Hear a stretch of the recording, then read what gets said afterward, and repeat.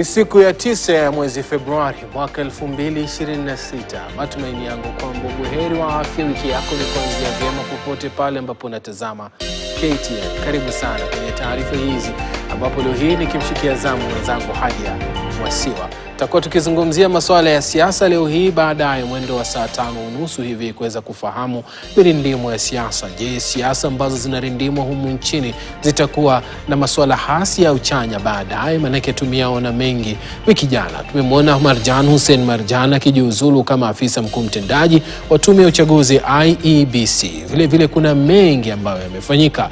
Rais William Ruto jana alitoa tamko akisema Azimio bila ODM basi haoni ushindani. Je, pana ukweli hapo? Na je, Azimio yenyewe inajiandaa kuwa na kishindo kipi dhidi ya UDA? Pia jana tumemwona Sifuna akirusha cheche za makombora dhidi ya kiongozi wake Oburu Oginga. Je, makombora haya yatamweka pabaya kwa kiwango gani katika chama hicho cha ODM? Yote hayo tutakuwa tukiyajadili baadaye katika mjadala ya mirindimo ya siasa. Karibu sana. Wanakwetu wananiita Suleiman Yeri. Tuanze na hili.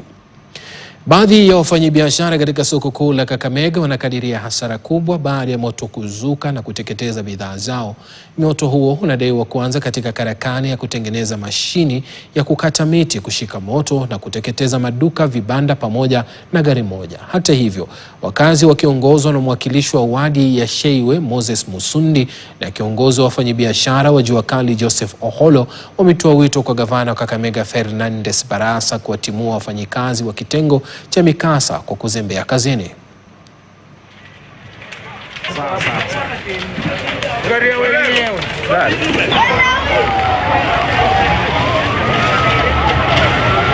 Nimekuwa nikitoka kanisani, nimepata moto katika tauni ya Kakamega, imeshika side ya Masingo jirani ya Kefe.